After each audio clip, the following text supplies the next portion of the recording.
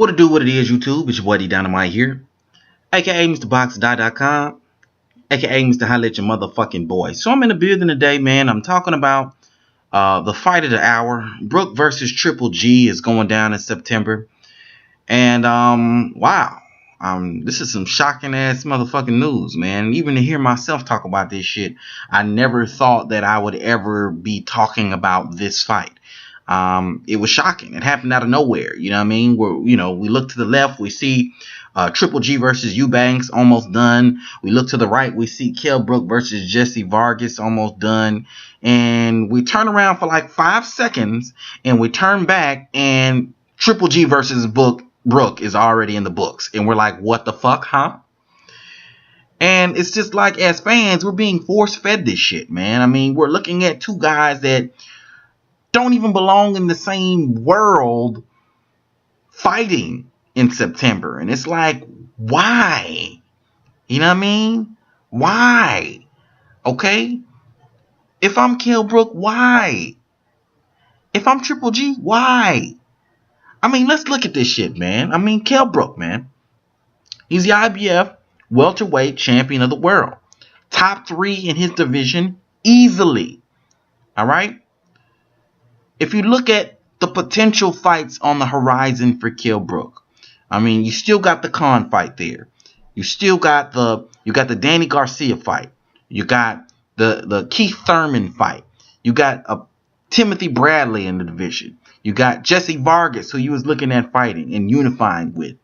You got so many big fights on the horizon for you. And I know how he's looking at this shit. He's looking at this shit like he has nothing really to lose by going into the ring with with Triple G, which I will address later.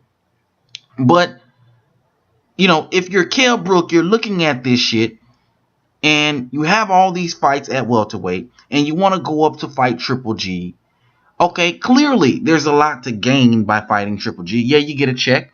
You get the recognition of beating one of the best fighters in the world, Triple G is, and you get that acknowledgement. But at what cost, bruh? At what cost are you doing? Are you fulfilling this goal? In my opinion, Kell Brook is sacrificing his legacy, his entire livelihood by stepping into the ring with this guy, man. Not only could he get hurt, but his career could be over. Could be over. And I don't even necessarily, and I'm not even saying that his career is over like he can't fight no more. I mean, his career is over like he's not the same fighter, okay, that he was prior to a Triple G entry. You know what I mean? We really live in this instant gratification generation, man. You got these fighters that have a lot of potential and have a lot of talent, but instead of earning their keep, instead of doing things the right way, the longevity way, the sustainable way, fighting the right kind of fights, putting themselves in a position to be successful, the right way. You look at these guys and they want everything now. They want to be Mayweather now. They want to be pound for pound number 1 now. They don't want to fight the fights consecutive and earn their place like how they should. They want everything now, and it just doesn't work that way. Okay? Yes, beating Triple G will make you a pound for pound fighter. Okay? Will it make you pound for pound number 1? No. No, man. No, it won't. All right? It won't. Why? Because Triple G's not pound for pound number 1. So how the fuck could beating him make you pound for pound number 1?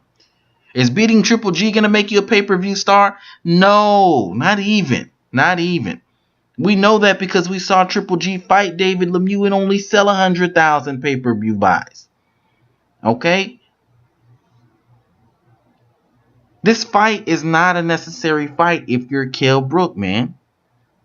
I mean, look at it this way, man. Look at it this way. It's like robbing Fort Knox, man.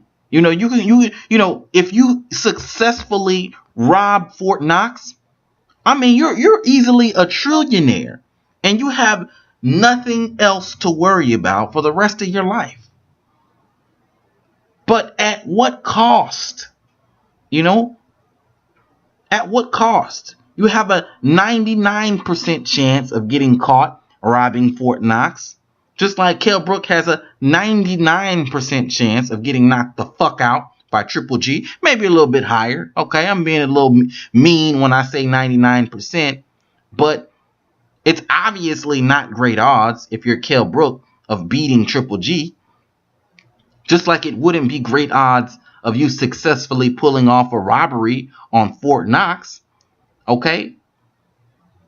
Yeah, you can gain trillions of dollars, but if you get caught, your entire life is taken away from you, bruh. Your entire existence is taken away from you, bruh. Kell Brook's career that he's worked so hard to attain up to this point. All 35 of those bums that he knocked out, to get to this point in his career will be meaningless after he loses to a Triple G. If he loses to a Triple G. Let me just say, man, and I'm going to say this before I tackle the other part of this video. The loser of this fight, I don't want to see anymore, man. I don't want to see anymore. And I don't think the fans should want to see anymore. Because you got two guys that made a fight that they had no business making. Okay, that never made sense from the beginning. You got two guys that aren't trying to give the fans what they want to see, but doing whatever the fuck they want to do. So the loser of this fight to me should fade into obscurity. All right? Now, aside from that, man, let's talk about Triple G. Let's talk about Triple G, man. I mean, Triple G, what does Triple G have to gain by beating Kell Brook? What? Why? What does he have to gain, man? Does he think he's going to be pound for pound number one by getting a W over Kell Brook, a welterweight, 2 weight divisions lower than him, 35 bums on his resume, and Sean Porter? Does he think that he's going to get some sort of recognition by beating Kell Brook? Is that what he thinks? Because if that's what he thinks, he's sorely mistaken. There's no way in hell he gets props for beating somebody 2 weight divisions smaller. So what's the point in taking this fight? Okay, there's no belt on the line. This isn't the situation like Miguel Cotto of Canelo Alvarez, who were clearly smaller than Triple G, but at least there was a belt on the line. This isn't that. There's no belt on the line. Okay? There's no recognition to gain. There's nothing to gain by beating Kell Brook, so why take this fight? Why? Why? Everything to lose and nothing to gain. Now, if you lose, your career is in the dumps, and guess what? I don't want to see you no more, motherfucker. Because you just proved that you're a big-ass hype job. If you lose to Kell Brook, you just proved everything that anyone negative has said about you, that you're a hype job. You proved it. By losing to a welterweight, you proved it. Okay? I mean, I just don't see this, man. I don't see this as beneficial for any fighter, any of the fighters, other than financially beneficial, which of course is a benefit, but, money is very fleeting, man. Money is very fleeting, man. I take 300 million over 3 million any day. And the kind of money that both fighters stand to gain versus the money that they're going to make now fighting each other is like night and day, man. And the loser of this fight is going to have to consider that. That they could have had way more success in their career had they been more strategic about the direction of their career. You know, a lot of people don't like Danny Garcia, but Danny Garcia is very strategic about the direction he takes his careers. He takes very measured steps. Okay? He fights pretty good competition, but he doesn't go outside of himself. Okay? When he steps up at a measured pace. He steps up a little bit, and then steps up a little bit more, and then steps up a little bit more. That's how you're supposed to step up. Kell Brook has 35 bums on his resume, and then he's going to not only step up in competition by fighting Triple G, because let's be honest, this will be a tough fight for Kell Brook, even if he was a natural 160-pounder. So he's going to step up in competition and step up 2 weight divisions to fight Triple G. I mean, come on, man. The dude is at an overwhelming disadvantage. And for what reason? For what reason? Come on, man. This don't make no goddamn sense, man. I mean, if you're Kell Brook, look at the history. Look at what happened to Amir Khan when he decided that it was a good idea for him to jump in the ring with Canelo Alvarez and get knocked the fuck out. He didn't belong in the ring with Canelo Alvarez, and that was known. Ask Adrian Broner when he decided to go up 2 weight divisions to fight Marcos Maidana. He didn't get knocked the fuck out, but he got embarrassed. And Adrian Broner hasn't been the same ever since. Look at Adrian Broner's career.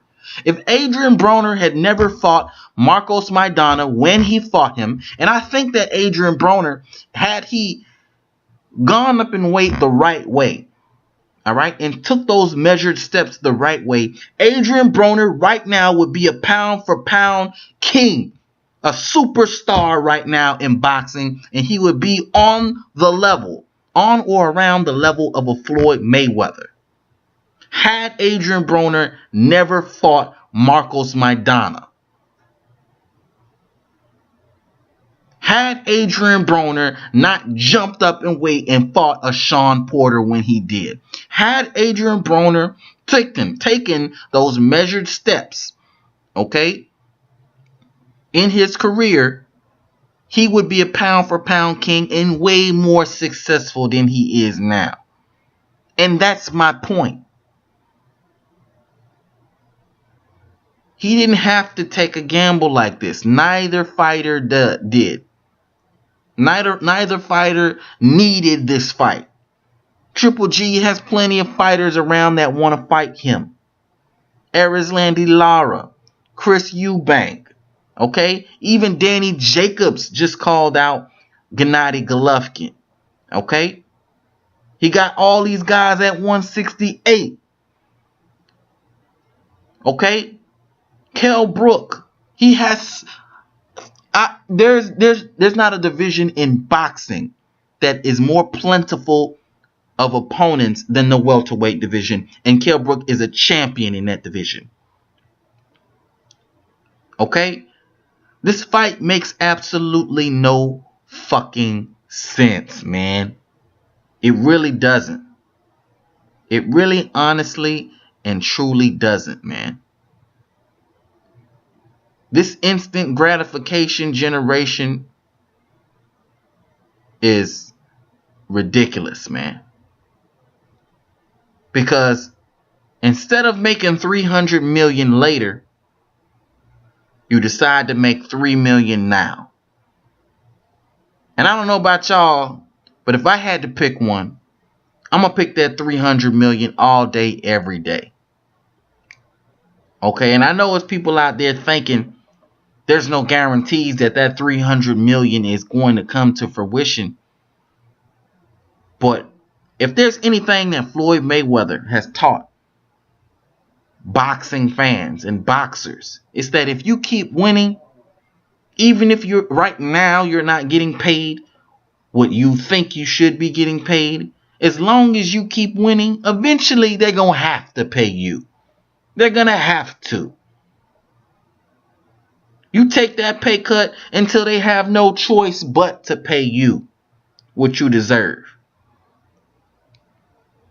You know what I mean? But that's just me, man. That's just me. You know, these motherfuckers gonna do whatever the fuck they want to do, man. I don't know, man. Let me know what y'all think about this shit. Hit me up on Twitter, Box capital X or capital X die. You could also hit me up on Facebook, Box minus sign or minus sign die. But until next time, it's your boy D Dynamite, man. I'm signing the fuck out. Holla at your motherfucking boy.